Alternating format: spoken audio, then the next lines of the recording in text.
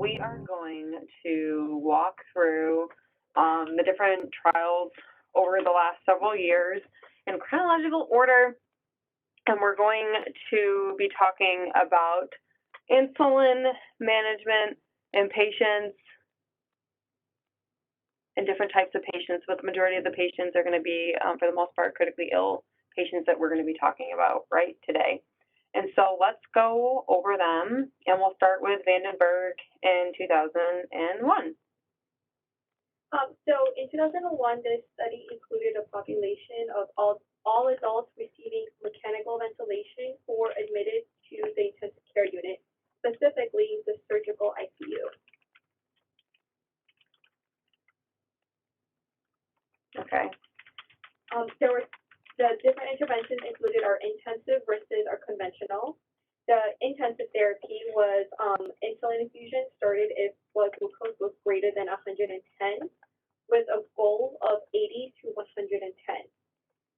So the intensive was initiating insulin when blood glucose was greater than 110. Okay, so they would initiate if it was greater than 110, but the goal was 80 to 100. Okay, I think it was to 110. 110. Right? Okay. Okay. And the conventional was starting your insulin if your blood glucose was greater than 215 with a goal of 180 to 200. Right.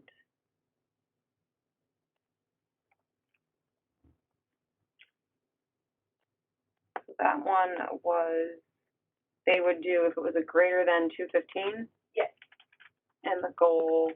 180 to 200. 180 to 200. Okay. Alrighty.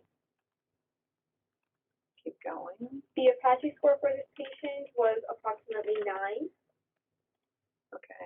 And the hypoglycemia was defined as blood glucose of 40 or less.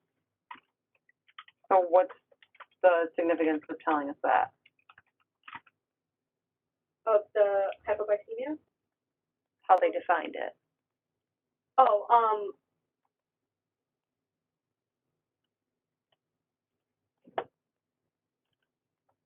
Do you think that's normal? no. So usually we define hypoglycemia as less than 70, so they define it at a much lower rate than. So the purpose of pointing that out was that their definition is very, not necessarily a normal definition that I would go with. We typically think of less than 70, less than 60. So they're probably really underestimating the number of patients that potentially had hypoglycemia, right? Okay. All right. Okay. So the number of patients was 1548, and they needed 2,500. So the number of patients they needed was 2,500. Okay. And they enrolled 1,548 or 1,548. And they needed 2,500? Yes. Okay. All right. For the feed, the intensive group got 18.5 kilocalories per kilogram of the non-protein calories, and the conventional received 19.1 kilocalories per kilogram. So how were they getting it? Enteral feeding. Were they? Really? Or actually, no, the enteral was the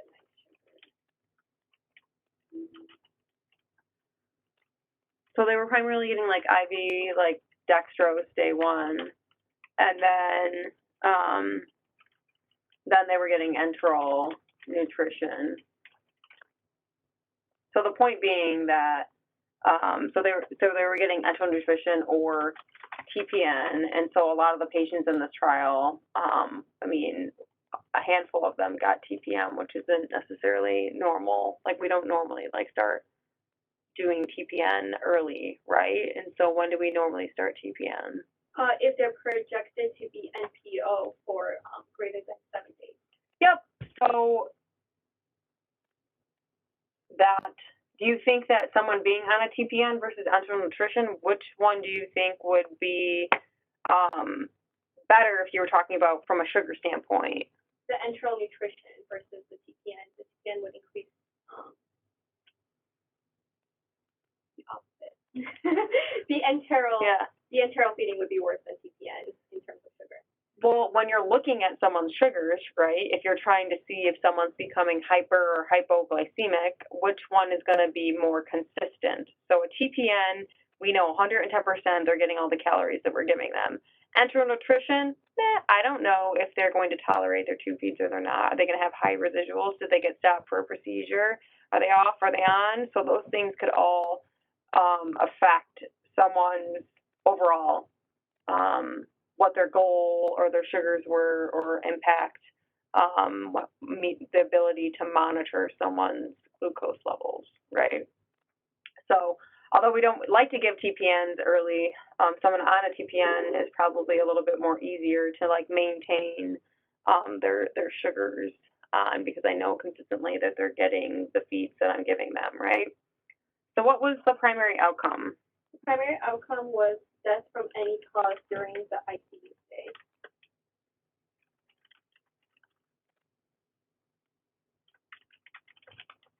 Okay. And for the results in the intensive group, that was 35 patients, or 4.6%. 4.6% mortality, right? Yes. And then in the conventional group, it was 8% mortality.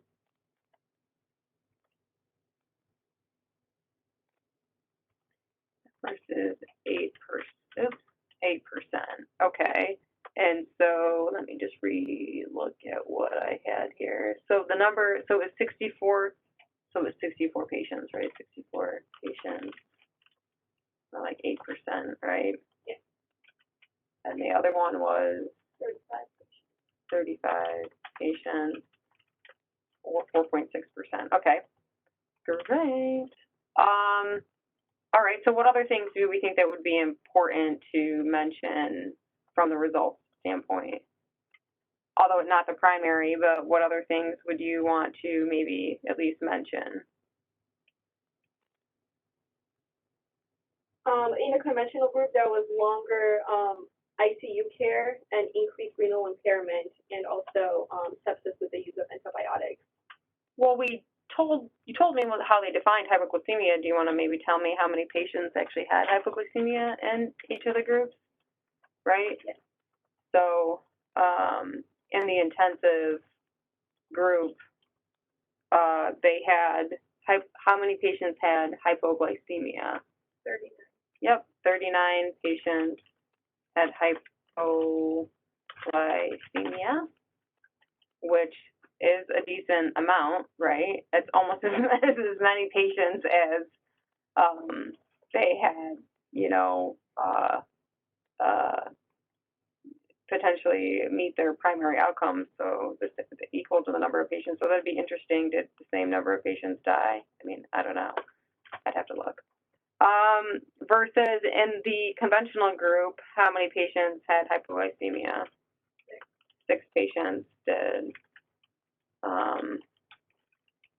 So they're probably really underestimating the number of patients that had hypoglycemia because, like as I mentioned, because they defined hypoglycemia, which really should be severe hypoglycemia, by having a sugar less than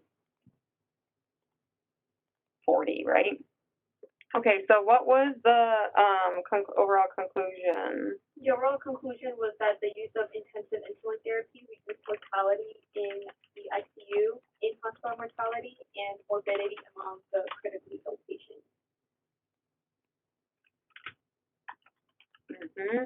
So reduces morbidity and mortality among ICU patients. So they were saying that we should really maintain that tighter intensive goal of targeting of the 80 to 110 for patients. Again, these were primarily surgical patients. Do you want to take it a step further and tell me the type of surgical patients that they really were? It was a cardiac patient. Yeah, so they were primarily cardiac. All right. So any other like limitations that you can think of as a whole? So as a whole, since this is limited to the cardiac surgical ICU patients, you cannot extrapolate it to the other intensive care units, which we'll talk about next. So like the main things that I had. What do you mean when you're looking at statistical analysis? Isn't there something else that you? And it all didn't reach the power. Yeah. So they didn't have. So they didn't have enough patients. Right. That's a problem, right? So because what's the argument if you don't have enough patients? That you're not able to truly detect a difference. So the argument is that you might, if you, they found a difference here, right? That was statistically significant, right? Right. So the argument really is that if you don't have enough patients and you find a difference, well then, yay, rah, rah, shish kebab, right? But if you study something and you find no difference, the argument is that if you would have included more patients, then you would have found a difference. So that's where power comes into play. So maybe them not having enough patients is as much of a critique or limitation in this situation because they did find a difference in the number of patients that they did end up having. So a little different, right? Okay. Let's go on to the next one by, again, Vandenberg, who is a woman, and she came up with another study in 2006. And what did she find? So in this study, they included adult medical ICU patients who were assumed to require at least 3-day stays in the intensive care unit, and they excluded SICU patients or surgical ICU patients and those receiving oral nutrition. Okay, so excluded surgical and if they got oral nutrition. Okay, keep going. In the intervention group, the intensive group included it was similar. You started the blood glucose, or you started insulin when the blood glucose was greater than 110 with a goal of 80 to 110.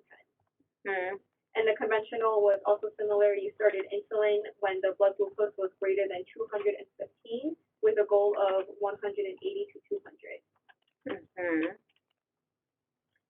Here the baseline Apache score was approximately 23, and also 24 when you looked at the ICU length of stay for greater than 3 days.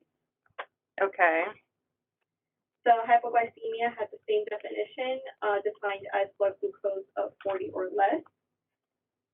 They needed 1,200 patients, and they enrolled 1,200 patients. Here they started feeding when the patient was hemodynamically stable. Okay. And the primary outcome here.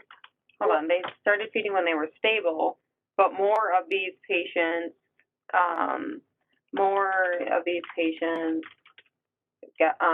received enteral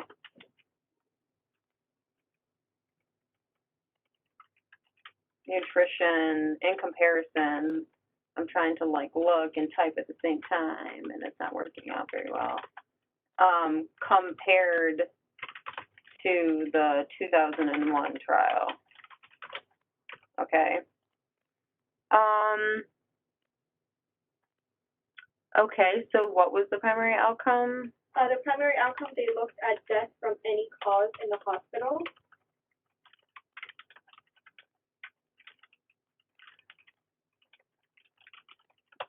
Okay.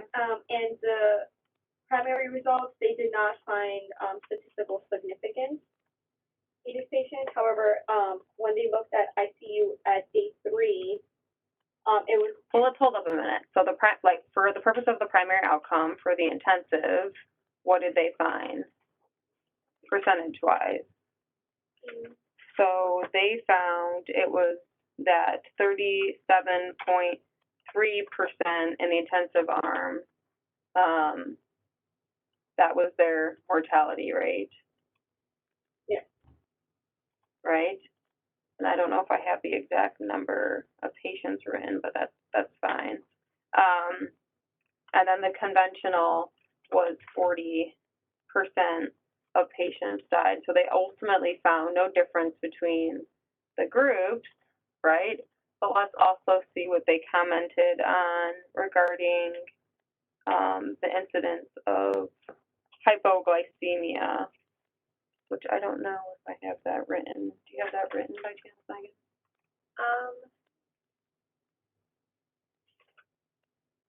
I can easily pull it up. The number just says more.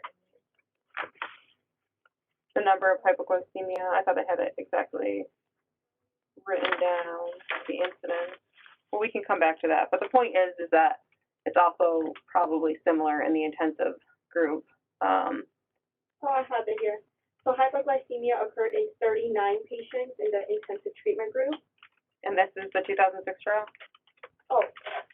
Because I'm that's exact from the other one.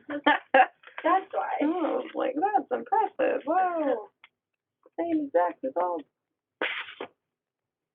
Let's flip around. Oh, yeah, no, I don't think they... Okay, mortality. Yeah, hypoglycemia occurred more often in the intensive group. Here. But do they have numbers? I don't see numbers here. Really? Interesting. So they just said more often. Well, anyways, that still holds true regarding the fact that the blood glucose cutoff is obviously poor, so we won't put down the exact number of patients like we did in the other one. That's fine. But overall, what they did find was specifically that they found that among, the patients that stayed in the ICU for greater than 3 days, so that was 767 patients that were in the ICU for greater than 3 days. They found what? They found statistical significance between the two, so it was 2.8% for the intensive group and 3.9% in the conventional.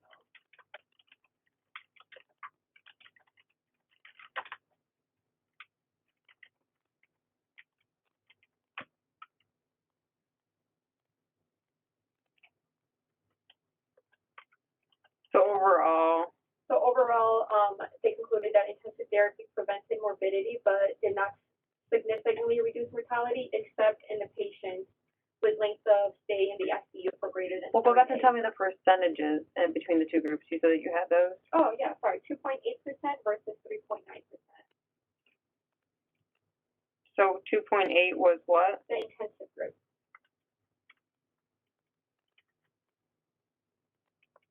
That was the mortality? Yes. Versus the conventional.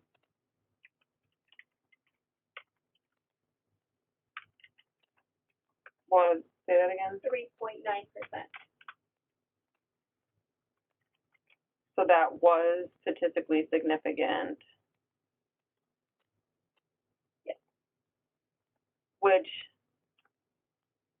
I have it more so written down as the fact that they were able to, the intensive insulin therapy was able to reduce overall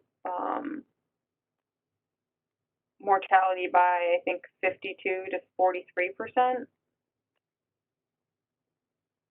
which was statistically significant. Right? Yeah. So what table is that on?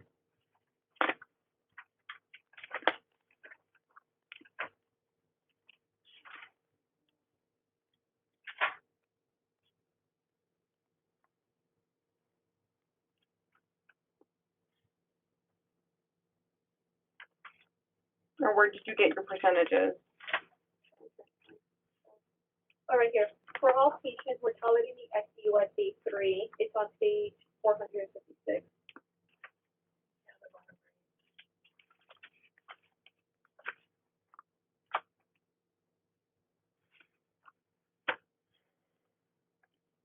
Okay.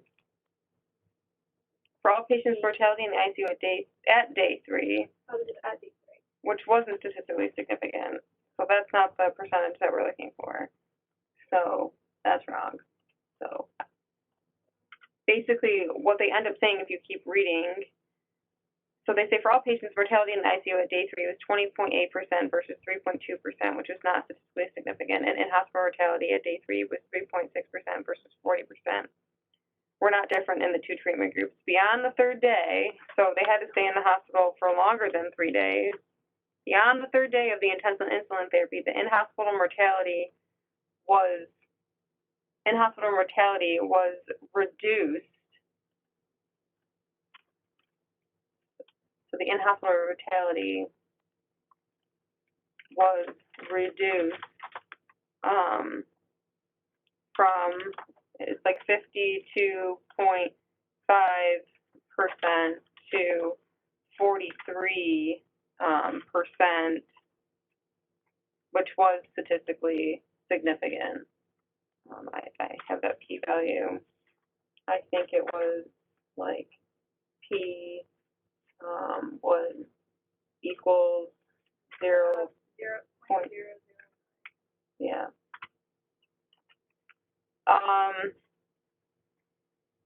And deaths from all causes in the ICU appeared to be reduced as well. The effect on mortality among patients staying for more than 3 days in the ICU is shown in the most of the subgroups stratified according to diagnostic categories. So they were just saying, like, overall, that there was no overall difference in reducing morbidity, or there was a significant difference in reducing morbidity, but not overall mortality among all patients, right? Right. So the intensive insulin therapy significantly reduced morbidity,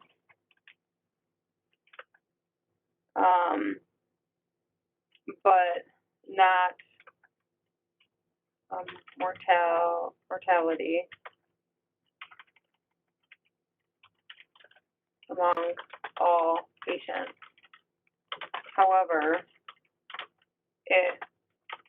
mortality was reduced if they got the intensive insulin therapy and were in the ICU for greater than 3 days, right?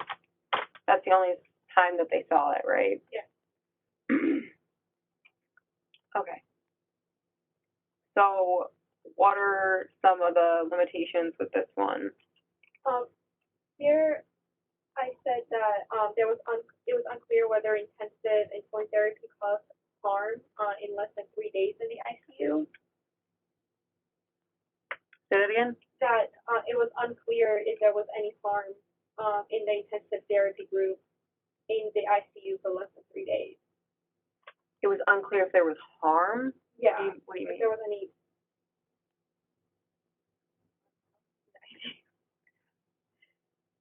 harm caused in the ICU? I don't understand. harm, like any side effects from major side effects. If they were in less than 3 days. Okay. Well, we don't have what would you say is harmful if there's no difference? Right? It wasn't studied that way. Right.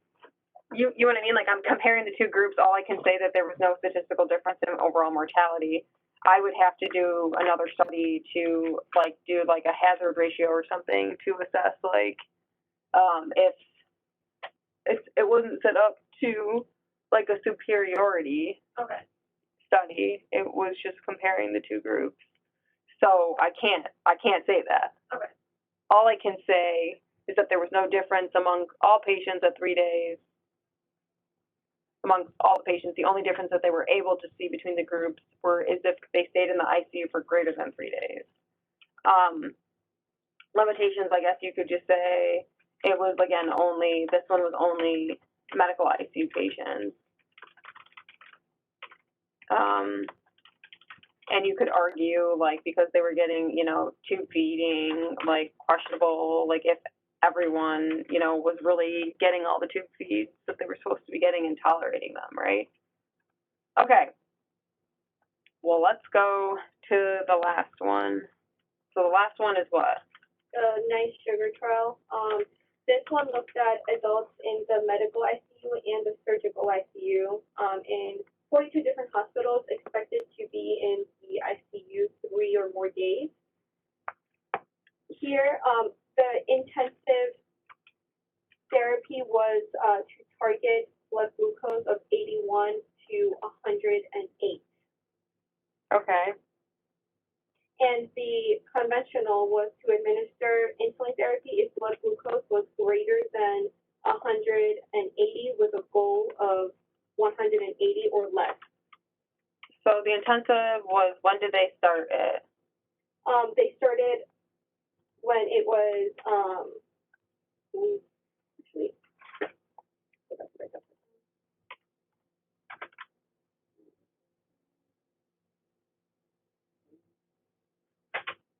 I think they just had the range. They I don't think goal, they specified when it began. Goal of 81 to 108 versus the conventional. Yeah, in the conventional, they specified that they started when blood glucose were. They had to have 2 ranges in one of them. So the conventional was if it was greater than 180.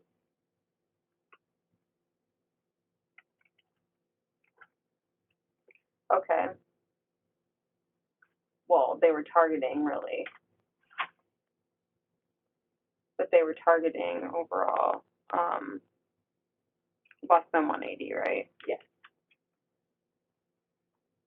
Okay, so the Apache scores? The mean Apache score was 21.1. Okay. And they also defined hypoglycemia as blood glucose of 40 or less. Okay. Here, they randomly assigned 6,104 patients. 6,104. Okay. And they needed 6,100. Oh, they got 4 above. How nice of them. Okay. Okay. So for the diet, these patients only received enteral nutrition.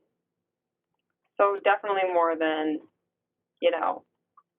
TPN, right? They primarily get enteral nutrition. And then what was the primary outcome? The primary outcome was death from any cause within 90 days after randomization.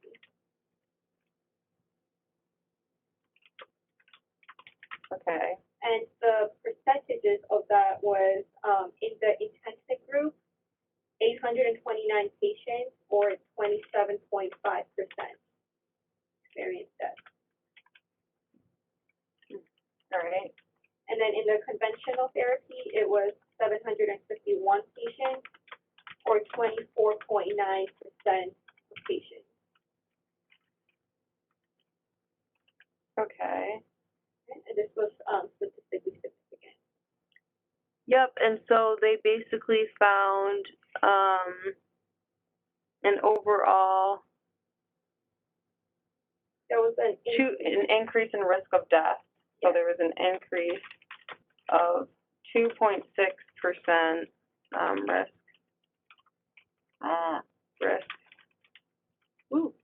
of death. Basically in the intensive insulin therapy group, right? Yes.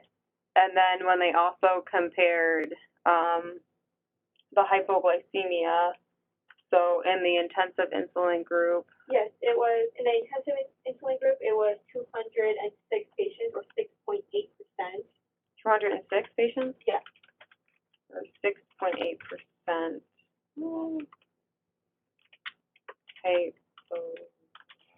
hypoglycemia versus the conventional. In the conventional, it was 15 patients, or 0.5%.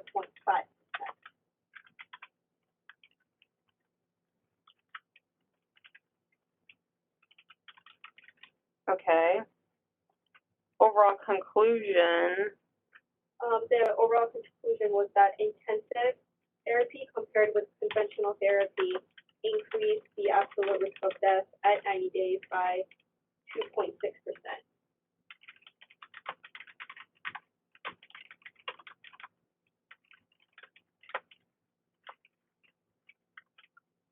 So we should not do Intensive therapy. we should not do the intensive insulin therapy. Okay, so then you could take this kind of a step further. Obviously, they had, limitations. Comments would be like there's obviously, whatever, more patients in this, and it was obviously also mixed. The other thing I like to bring up is what is the current recommendation according to the American Heart and Diabetes or ADHA? Yes. So the exact statement is that they recommend a protocolized approach to the blood glucose management in ICU patients with sepsis, initiating when the blood glucose levels are greater than 180. And you want to target an upper blood glucose level of 180 or less versus trying to target 110 or less. Okay, so this is kind of a little old school, but I like to make a point with this. And not all the information in here is 110% up to date, but it's going to still make my point. So when I first came here, after I was here, I've obviously spoken at multiple of the preceptor development conferences, and one of the things I had spoken about was evidence-based practice or evidence-based medicine, and how to incorporate that into precepting, because maybe not everyone practices or teaches as much evidence-based medicine as perhaps I do. So what is the significance of that? And really, what is that something that I harp on is we don't just look at the guidelines. We need to know the articles that support the guidelines, because that's where, again, we go and we say, well, the guidelines say that, but when you really look at the articles that made that recommendation, you're should that really be a recommendation, or where are they getting that information from? It's really poor overall evidence. So that's, again, so when we looked at the sugar articles, we said, do intensive insulin therapy, don't do intensive insulin therapy. We're all over the place. At what point do we sit back and make our own decision? Or if we keep studying something over and over and over again, and we're eventually going to find a difference, or, per se. So this is, again, and I kind of saw someone at Society of Critical Care Medicine use this as an example, which I'm about to get into. But really, what is evidence-based practice? So it should be a combination of the best research or evidence that's available. It should be your clinical expertise. In addition to, we need to take into consideration patient values and preferences. So I might look over the evidence. I know that if your hemoglobin is less than 7, I should give you a blood transfusion. Those are going to my clinical expertise. But if you're a Jehovah's Witness, I'm not going to give you a packed red blood cell, right? So you still need to bring it back to the patient. So you should always make sure that we assess the patient, ask the question, acquire the evidence, and appraise the evidence, and then always bring it back and apply it to the patient. So this is a 58-year-old patient who was status post-CABG, post-op day 8, and obviously had some signs of sepsis. And the physician would like you or comes to you and asks you what an appropriate serum blood glucose target would be. He wants to know, what should he be targeting, and should he be starting all this insulin therapy? And so for our case, we might say our problem that we would be looking at to research or clinical question would be cardiac surgery, severe sepsis, critical illness, we're looking at glucose control, and our comparison would be doing intensive insulin therapy or conventional? And so again, it's in-hospital mortality. And so for our patient, the clinical question might be, in critically ill cardiac surgical patients with severe sepsis, is intensive insulin therapy more effective than conventional treatment at decreasing in-hospital mortality? And so how do we make this determination where we need to find the type of study? And so based off of the type of question that you're asking will kind of impact the type of study you would be looking for. Since ours is a therapy question, we're probably going to be looking for a randomized controlled trial or a cohort.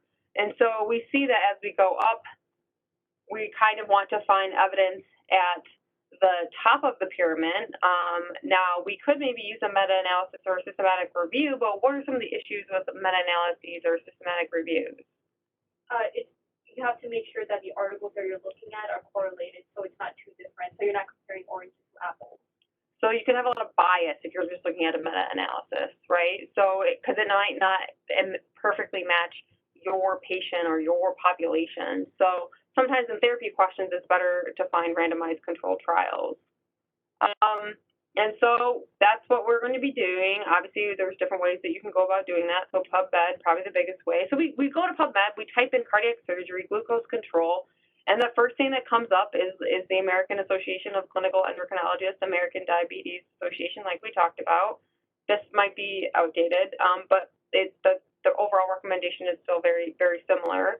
And so they basically say that an insulin infusion should be used to control hyperglycemia in the majority of critically ill patients in the ICU, and their starting threshold is no higher than 180, and glucose should be maintained between 140 and 180, which I think that's what they still say when you just looked, right?